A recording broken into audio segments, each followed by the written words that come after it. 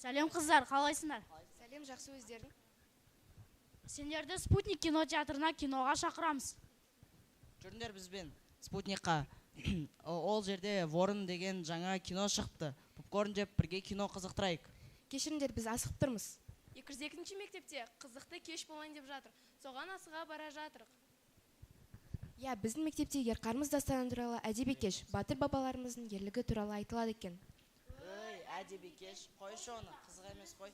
Жүріңдер бізбен киноға. Шетелдің боевигін неғыласыңдар, одан да өз батыр бабалар туралы біліп, насихаттау керек қой.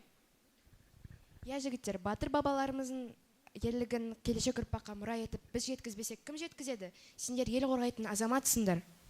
Я, айтпақшы, мен Ерқармызды оқығанмын. Ол дастанда 75 жастағы батыр атамыз үйінде 10 ай бойы қатты науқастанып жатып, шайқаста қайтыс болсам деп армандапты. Нағыз батырлық деп соны айту керек. Я, нағыз боевик деп Ерқармыз дастанын кино етіп түсіруге болады. Келістік.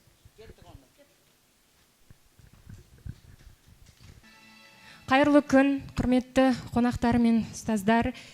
202-ші мектеп гимназиясының қабырғасында сіздерді көргенімізге қуаныштымыз. Бүгінгі кездесуге келгендеріңізге көптен көп рахмет. Қымбатты оқушылар, сіздер бүгін Сабу продакшн орталығының жетекшісі Ерқармыз батырлық дастанын жасөспірімдер арасында насихаттауға үлкен үлес қосып жүрген, дастанды алғаш рет баспа бетіне түсірген идея авторы Сандуғаш Тағабергенқызымен кездесуге келіп отырсыздар. Қош келдіңіз, құрметті Сандуғаш ханым. Бүгінгі кездесуіміз сіз қайта жаңғыртып, жеке кітап етіп шығарып отырған Қалния жыраудың Ерқармыз дастаны жайлы болмақ. Қалния жыраудың шоқтығы биік Ерқармыз дастанын жас оқырманның санасына лайықтап, көркем суреттермен безендіре айшықтап, кітап сүйер қауымның ыстық ықыласына ие болып отырсыз. Ендеше бүгінгі кітаптың таныстырылымын өзіңіз таныстырып айтып өтсеңіз, сізді ортаға шақырсақ. Қош келдік, құрметті оқушылар, ұстаздар, қонақтар. Кітаптың басты шығуына себеп болған жырларды көп тыңдаймын өзім, мынандай дисктерден, неден. Сол консерваторияда бір Саттығали деген бір Маңғыстаудағы бір жыршы бала оқып жүрген кезде маған арнайы диск сыйлаған. Сандуғаш жеңеше мынаны тыңдап көріңізші деп. Сол бір ой түсті, мына қандай керемет, бір тыңдадым, екі тыңдадым, сондай тыңдағанда әсерін алдым, жырдан тыңдағанда құлаққа кәдімгі әсер алдым. Мынау кәдімгі жаңағы екі бала айтқандай кино түсіретіндей күшті дүние екен дедім. Сөйтіп бара-бара киноға дайындық бастадым, бірақ та қаражатқа байланысты ол тоқтап қалды, но бастамасы басталып тұр.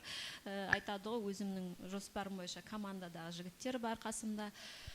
Сонымен тұрғанда, бәрі жинақталып тұрған кезде бұл кітапты шығармастан бұл мен Маңғыстауға арнайы бардым, үстіртті көрдім. Ерқармыз бабаның жатқан жерін бейітінің басына барып, бір мал садақамызды беріп, батаны алып дегендей сөйтіп сол дүниялар жинағаннан кейін менде біраз материалдар жинақталып қалды. Сол материалдар құр жатпасын дедім да, неге балаларға арнап, кішкентай балаларға арнап кітап шығардым. Өйткені көрген басқа, естіген басқа, оқыған басқа.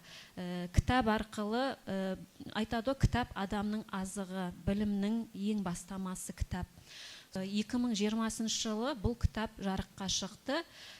Кітаптың басты демеушісі құндылықтарға негізделген банк Центр кредит, сол банк арнайы шығарды. Бұл банкте Junior банк деген кішкентай сіздерге арналған банк бар. Тікелей жаңағыдай төлем ақыларды жүргізетін, сол банкпен бірге арнайы бұл кітап жарыққа шықты.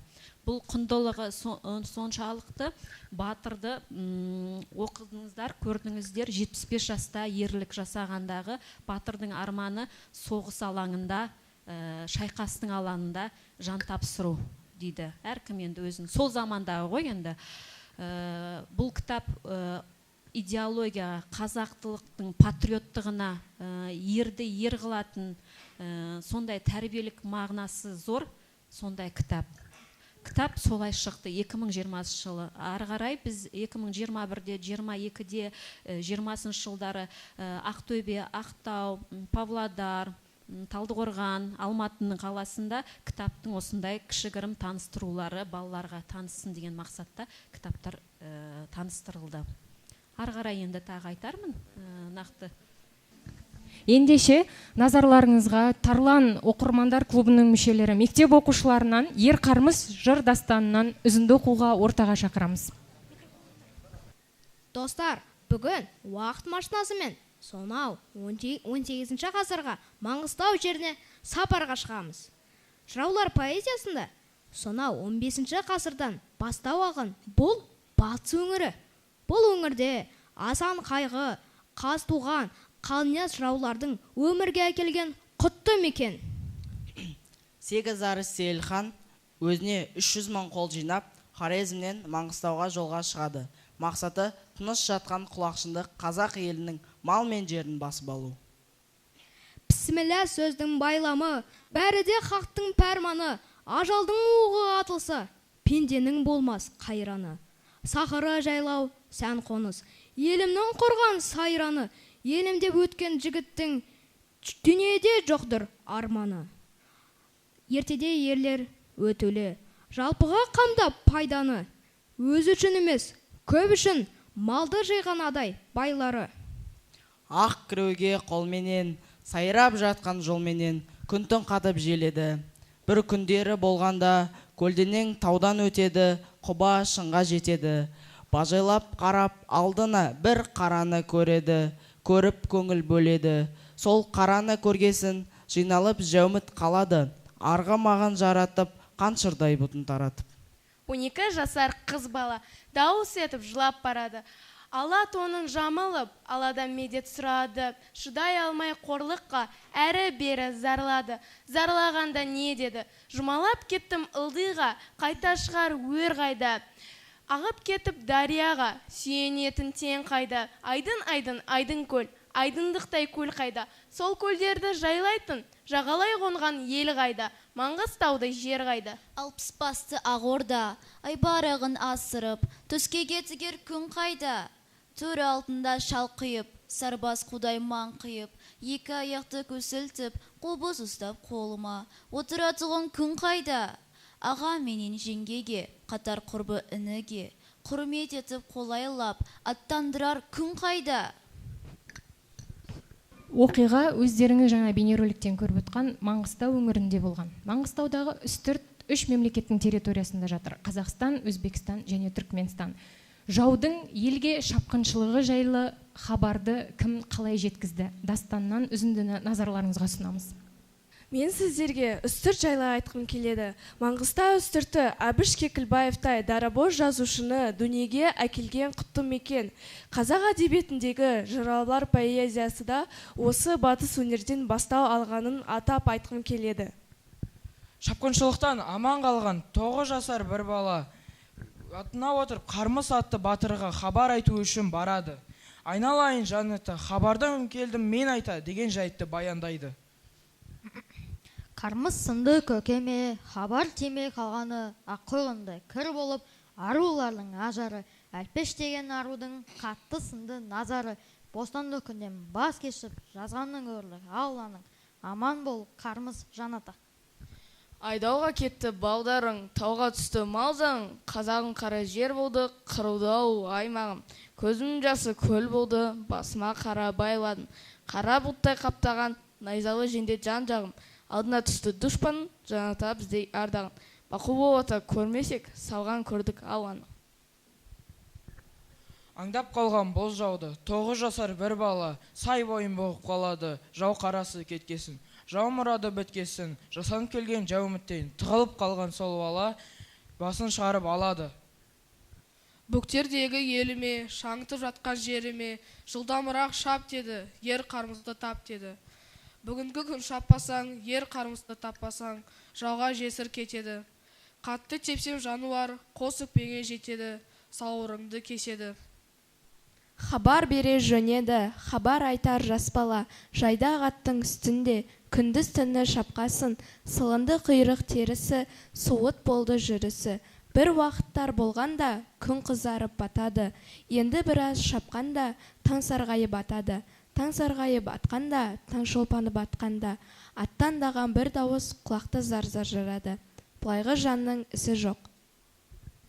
Айқайды шыққан есітіп, төсекте жатқан ерқамыз, көтеріп басын алады, хабаршы бала келеді, келіп сөйлеп береді. Айналайын жаната, хабарды келді мен айта, жаумыт келіп бас салып, биқұт елді қорқылды. Ыстыбай мен сарының айдарласын құлқылды, тұлымдысын тұлқылды. Ереуіл атқа ер салмай, егеулі найза қолға алмай, ерлердің ісі бітер ме деп Махамбет Өтемісұлы айтқандай, дәл қазір алдарыңызға батырлар биін ұсынамыз.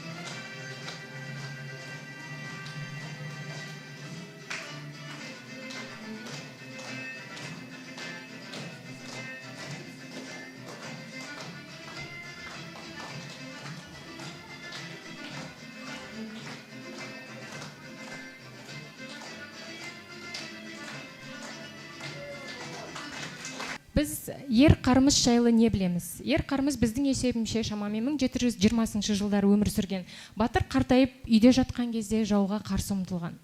Ер қаймыз алмағайып заманда өмір сүрген батыр болған. Назарларыңызды бұрсаңыздар. Сіздерге балалар кішігірім сұрақ жауабымыз бар.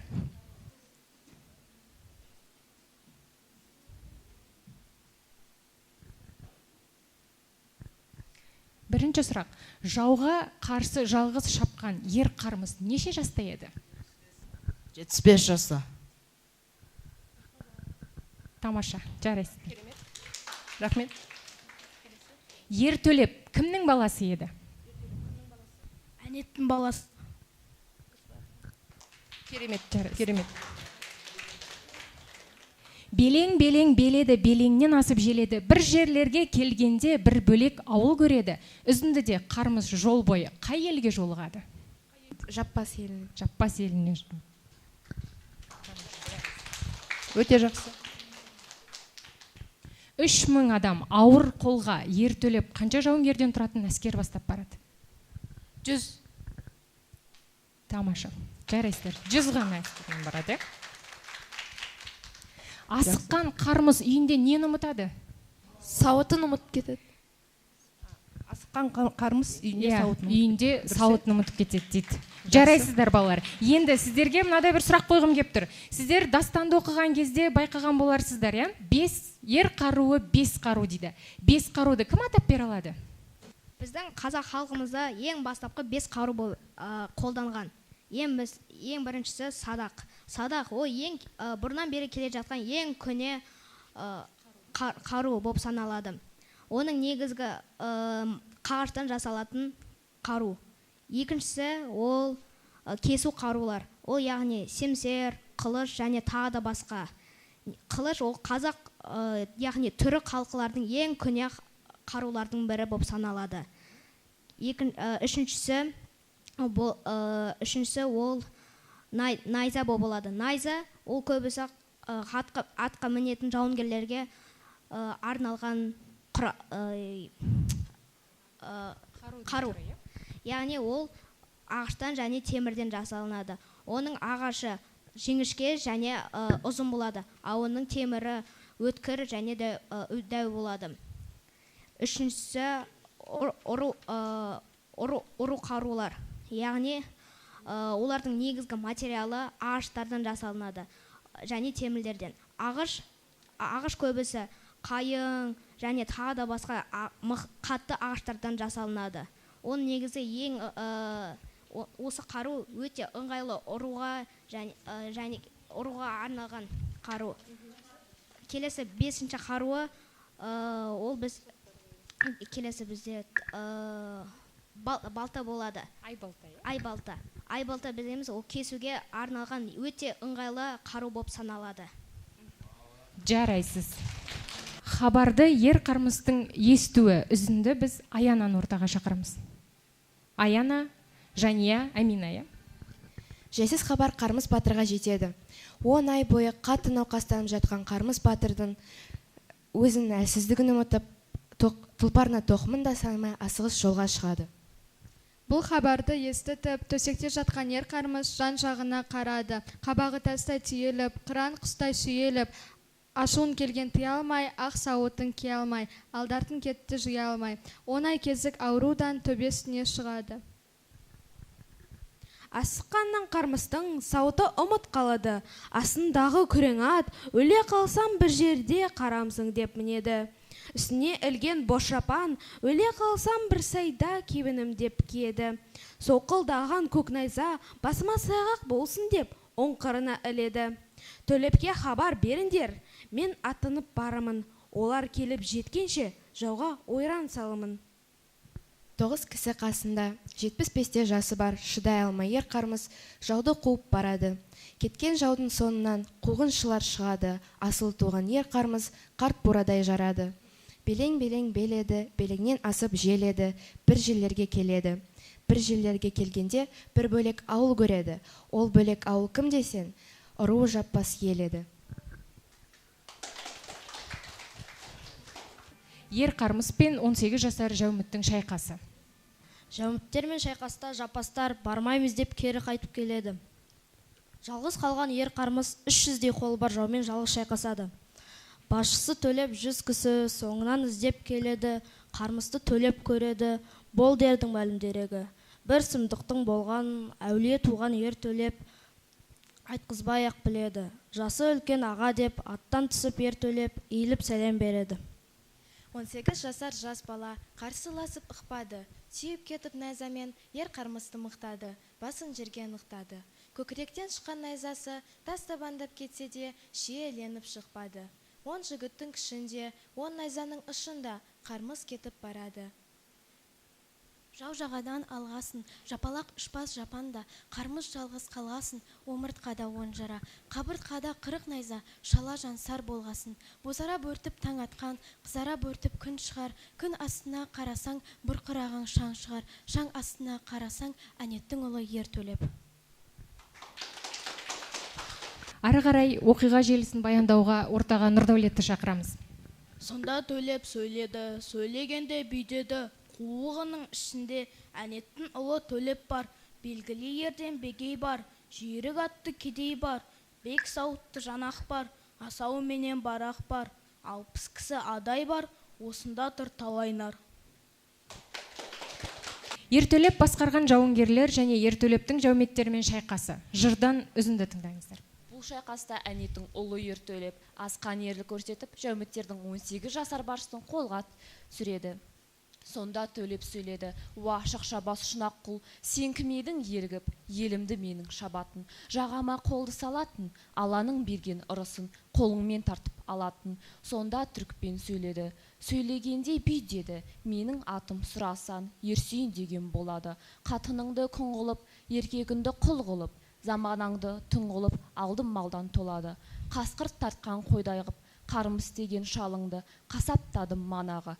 Осыны айтып шұнақ құл қарсы келген Төлепті кез оқпенен атады. 9 қабат сауытың екеуінен өтеді, үшіншіге жетеді. Бұлайғы жау интелеп қарап тұрған деседі. Қармыс айтқан ер жаумыт, ашу қатты дүржамыт. Төлепке қарап тұрады, Төлеп одан таймайды. Қақ жүректің басынан қол оқпен байлайды. Уәхи қазақ ұрдың деп жеге келген жас батыр аттан құлап жарайды. Бір уақыттар болғанда қайта оралып ер Төлеп жаралы қалған Қармысқа жентіктеп жауды келеді. Сүйінші сұрай береді. сонда төлеп сөйлейді. Қайынбысың, талмысың, жаямысың, жалмысың, маямысың, армысың. Сүйінші, ел үшін туған ер қарымыз, тірімісің, бармысың. Жесірі жаудан айырып, кеткен кекті қайырып, сүйінші сұрай келемін. Ортаға бүгінгі Сабы продакшн орталығының жетекшісі Сандуғаш ханымды және кітапқа иллюстрациялық картиналармен безендірген суретші Рахимов Қуаныш мырзаға сөз береміз. Құрметті қонақтар, ұстаздар, оқушылар, балалар, барлық осы іс-шараны атсалысып жатқан құрметті жандар, өте керемет сіздер орындап шықтыңдар. Бұл жердегі мақсат сіздер болашақ, Қазақстанның болашағысыздар. Өйткені біз жасаған дүниемізді ұрпаққа қалдырамыз, жалғастырушылар сіздер. Титтей болса да, кішкене болса да сіздер тарихтан хабар алдыңыздар. Батыр бабаларыңыз осынша ғұлама ғасырды, біздің Қазақстанның жеріндей кең байтақ жерді сіздерге аманаттап алып қалғандықты осылай кітап шығып тұр. Кітаптың тікелей суретін сіздер қызықты болсын деп, балалар мынау қалай болды екен деп, сол жырды суреттеген жігіт алдарыңызда ағаларыңыз Қуаныш Рахимов.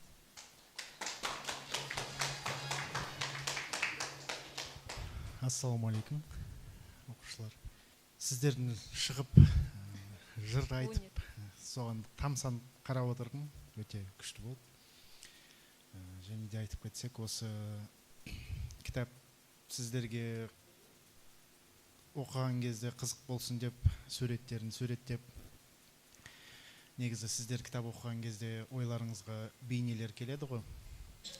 Сол секілді бізді оқыған кезде ойымызға бейне келеді. Сол бейнені қағазға түсіріп, әдемілеп салуға тырысамыз. Сіздерге көп рахмет айтамын, осылай тарихты, құндылықты білсеңіздер, бізге үлкен сауап болады дейм.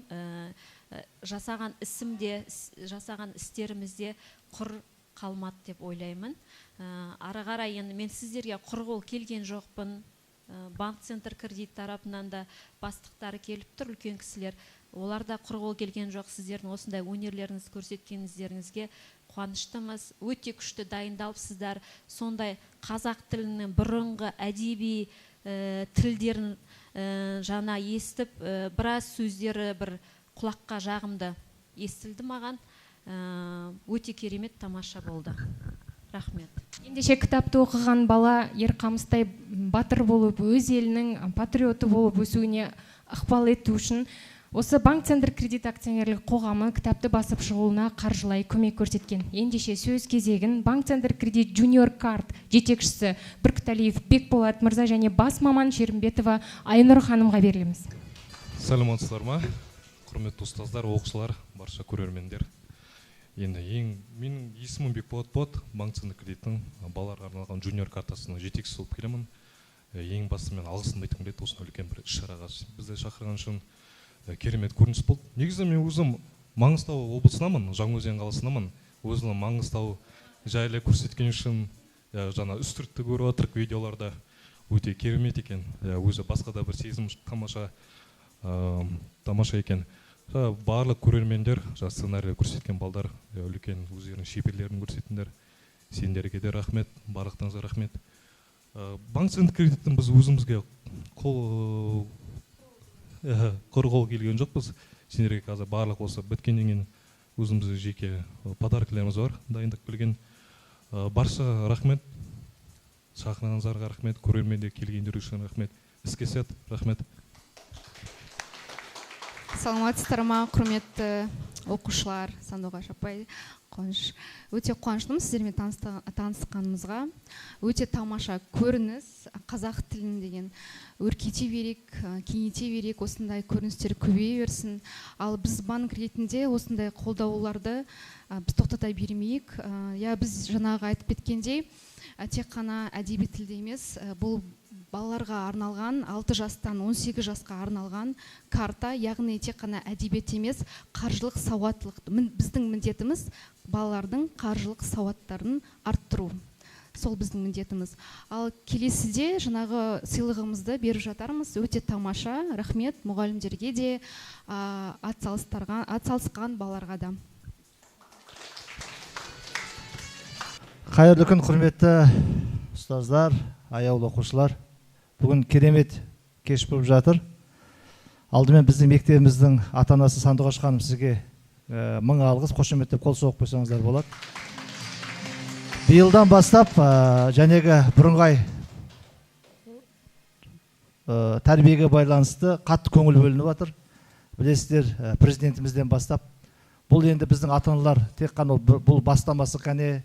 Қазір біздің ата-аналардың ішінен Қазақстанға танымал Сандуғаш апай сияқты небір ата-аналар бар. Сол кісілер келіп осындай өздері кәсіптік білімге байланысты, мамандық таңдауға байланысты әртүрлі осылай тәрбие сағаттарына қатысуға болады.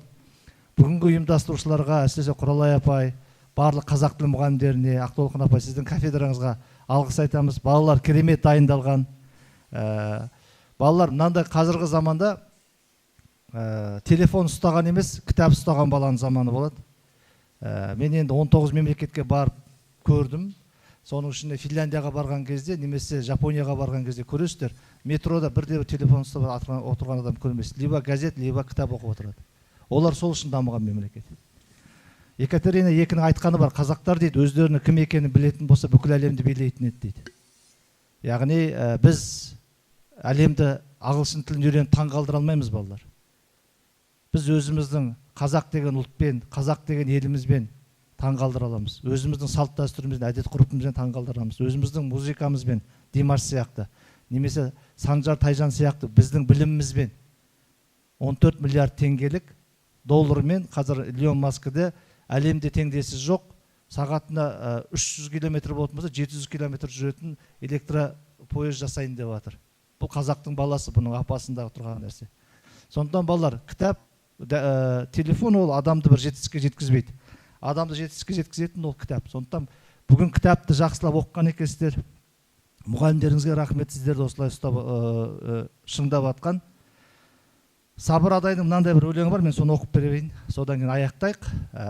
Біз балалар, қазақта сөз бар, өлі разы болмай, тірі байымайды дейді.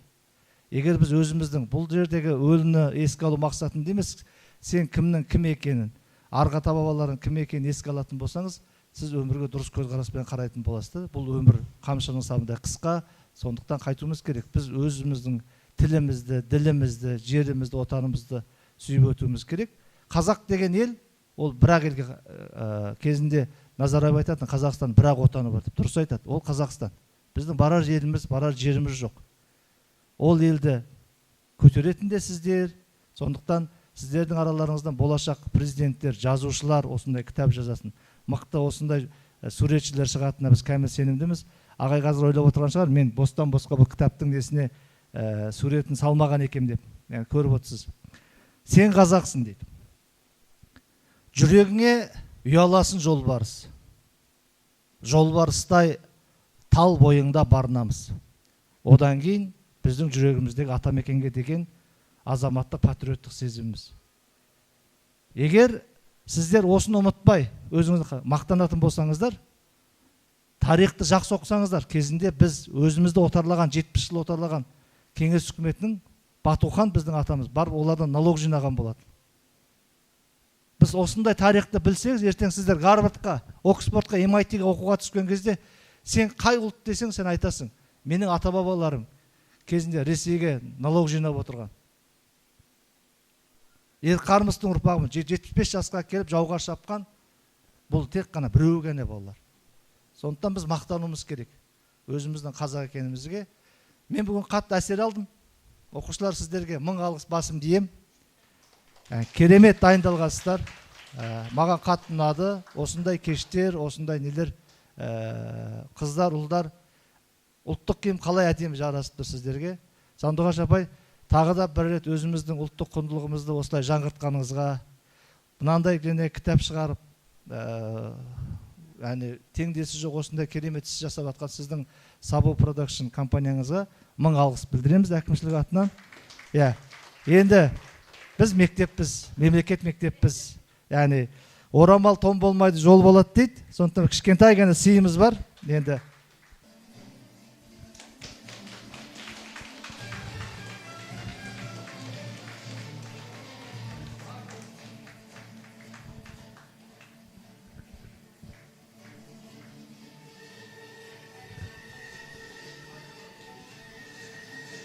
біздің оқушылардың сіз екеулеріңіздің еңбектеріңізге кішкентай болса титтей болса да бағалап жапқан шапан деп алсаңыздар болады.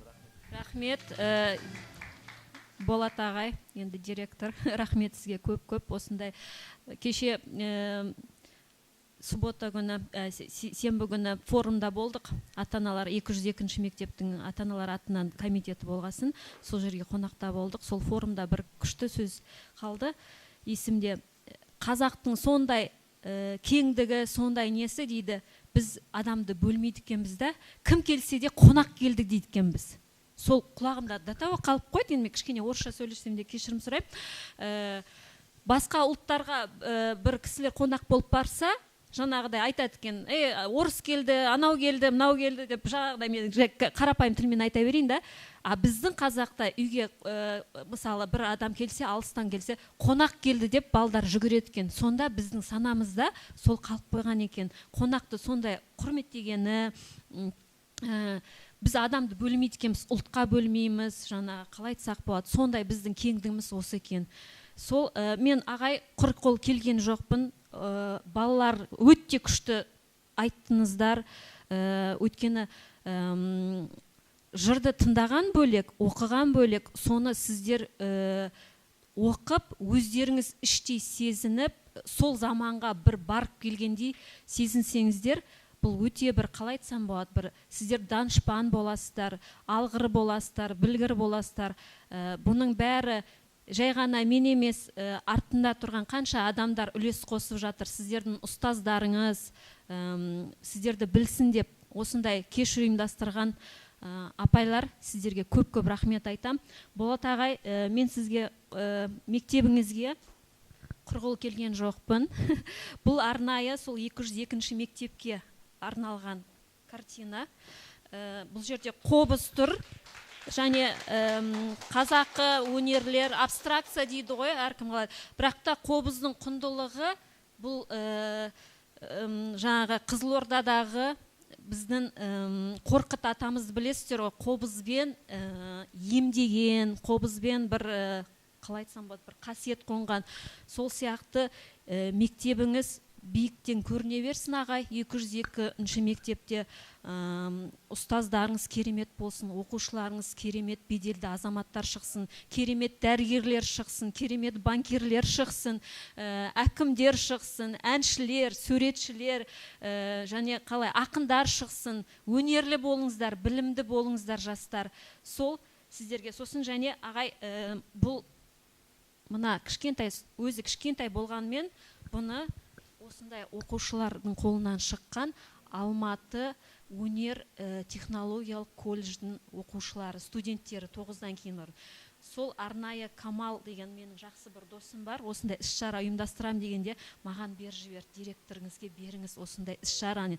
Бұл жерде аққу бар, қобыз бар, домбыра бар. Қазақтың 3 қасиетті, былай айтсақ, құнды біздің бұл суреттелгенде. Қанатыңыз самғай берсін, домбыра деген енді біздің ең екі шек дейді, о домбырада екі шектің біреуі ана, әке дейді. Әр қайсыңыздың анамыз, әкеміз аман болсын, жырлар жырлана берсін, балаларымыз білімді бола берсін. Енді табыстасаңыз, ағай сіз өзіңіз дипломды балаларға алып келген қонақтар. Рахмет сіздерге, құрметтеріңізге. Енді балалар кеше бір жексенбі күні, бірақ сол демалыста мектеп әкімшілігі болып, Сапаргүл апай бар, Ләззат апай бар, Салтанат апай, Нұрман ағай, Айгерім апай бар. Пет хакатонға қатысып, біз кеше 20 команданың ішінен бірінші орын алып 600 мың теңге грант тұтып алдық. Құралай апай келіңіз. Ду қол шапалақ. Меломанға сертификат.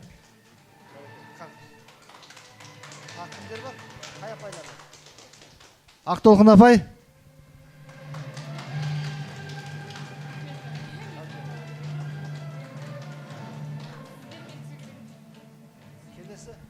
Сапаргүл апай. кешеден бері марапаттап жатсыз. Диплом ер есімі ел есінде, ел қорғап өткен ерлерім. Осы ер қармыс кітабының таныстырылымында мәнерлеп көркем оқуға белсенді қатысқаны үшін Кажигалиева Алуа марапатталады. Дәл осындай мәтінде Жахангер Жания марапатталады.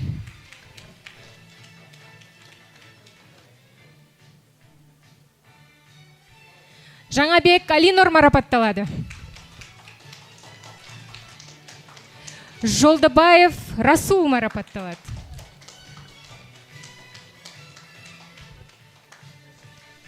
Ботабаева Аяна.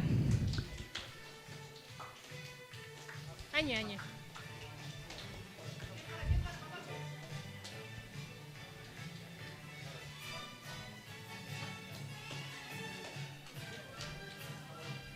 Әмірбек Арсен. Ой, рахмет. Алтынбеков Диар.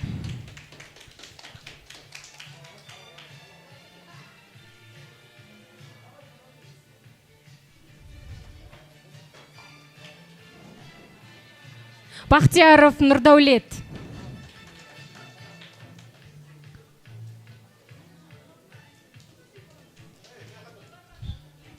Бейсенбай Алихан.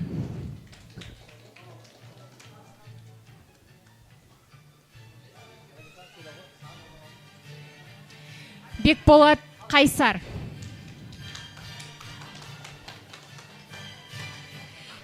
Бекбосынова Каусар.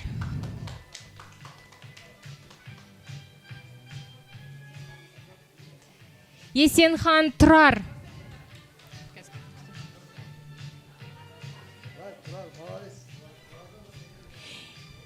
Ермахан Мейіржан.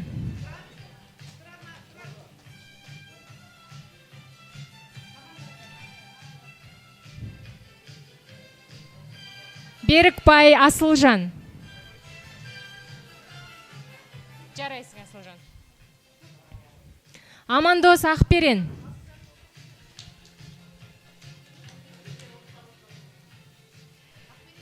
Әбілхан Амина.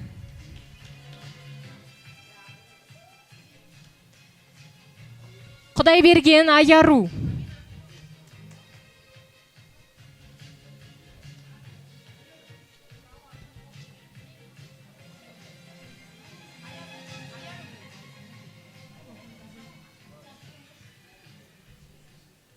Көрпеш Сұлтан.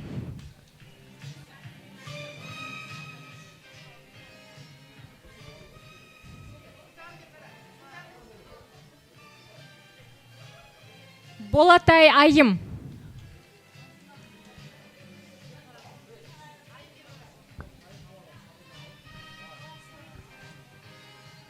Рүстем Жанайым.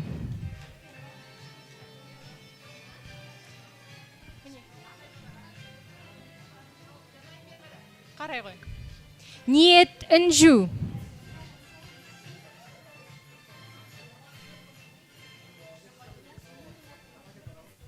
Молдабек Рауан.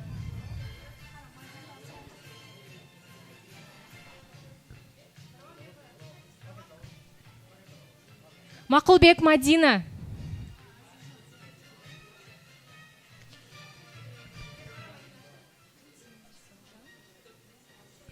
Төлегетай Фатима Сылжан.